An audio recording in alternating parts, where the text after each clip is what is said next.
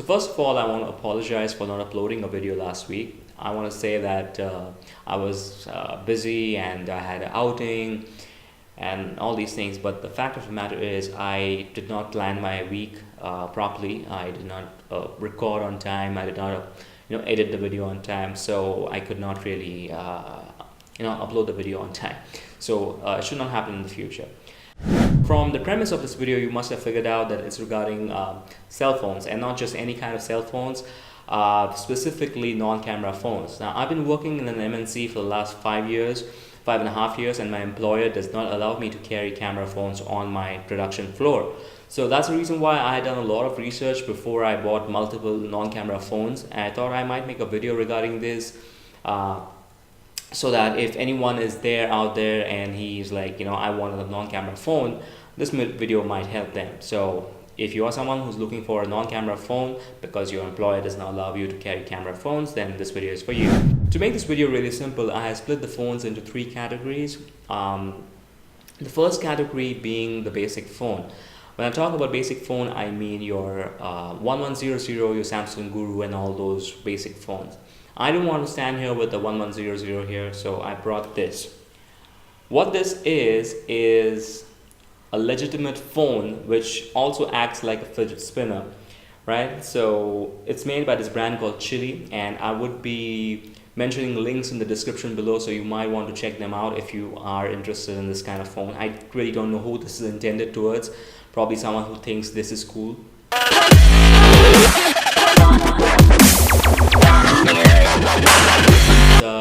So these phones basically are just to make your phone calls, you receive phone calls, send text messages, and play Sudoku and Snake, and they are durable, they have great battery life, but they don't have any kind of app support. The next category of phones is your business phones, and the first thing that comes in your mind when you hear the word business phone would be a BlackBerry.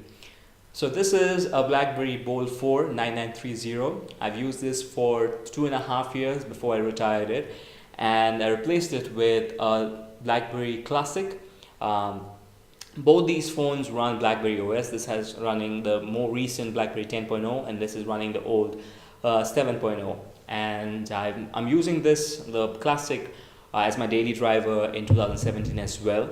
What I love about these phones is obviously the QWERTY keypad. That's like the signature of your BlackBerry. You cannot compare it to, it's just the best. You cannot compare it to an Android touch phone QWERTY keypad. It is just the best, and typing on this is a breeze. You're typing your emails, your Facebook posts, your WhatsApp messages, your social media posts, anything, beat anything. Typing on this is amazing. The trackpad is flawless. It works just fine. And aesthetically, these look amazing. These phones just stand out in 2017 as well, where every phone looks the same. It's just like a bar, but this phone looks stand out. But that's about it. So there are so many apps which Android gives their users, but BlackBerry does not support these apps. So that is a downer here. We don't have many native apps. Yes, you can download Android apps, and third-party apps and use them on your BlackBerry 10 OS, but they also, sometimes don't function as they're supposed to. So that's a big giveaway. And if you're someone who is, totally dependent on WhatsApp, it's a bad news for you that from 2018, January 1st, 2018, WhatsApp will not be supported on BlackBerry 10.0 and 7.0. So anything below 10.0, WhatsApp is not supported on BlackBerry. So that is a big giveaway. Second thing, if you're using BlackBerry 7 OS, you remember you have to do a separate recharge. That is BlackBerry Internet Service recharge for about 400 Indian rupees, and that is also for 3G only. So if a phone in 2017 supports only 3G, no one's going to use that. So I don't know if anyone's going to use a BlackBerry Bold 4, but BlackBerry Classic is still out there. So the battery wise, it's pretty good. It lasts for a day. And my 4G is on throughout. So in conclusion, I would like to say, if I'm someone who really uses all the apps which are there on the App Store, on Google App Store, and the main ones which I use for my daily purpose, like everyone, I wouldn't use a BlackBerry because of the app support. Otherwise, yes, for just to have the 4G and for social media, all these things, I don't mind using it, and I'm still using it. I would be using it, but let's see for how long. The third category of phones is your Android phones. Well, there are a few Android phones which don't have cameras, and I managed to get my hands on one of them, and this is a Dupad. I'm sorry about the screen, it just cracked. It's a Dupad Marshall, which is running an Android 5.1. It has a full HD screen, 5.5 inch screen, 3300 milliamp battery, which lasts for a day. 3 GB of RAM, supports dual SIM, and a 32 GB memory card, built-in 16 gigs of memory. So it's a pretty decent phone for the most part. I've been using for 1.5 years, but I've never received an update, an Android update. So that is a problem if you're going to use some kind of cheap Android non-camera phone. You might not get any kind of updates on the air.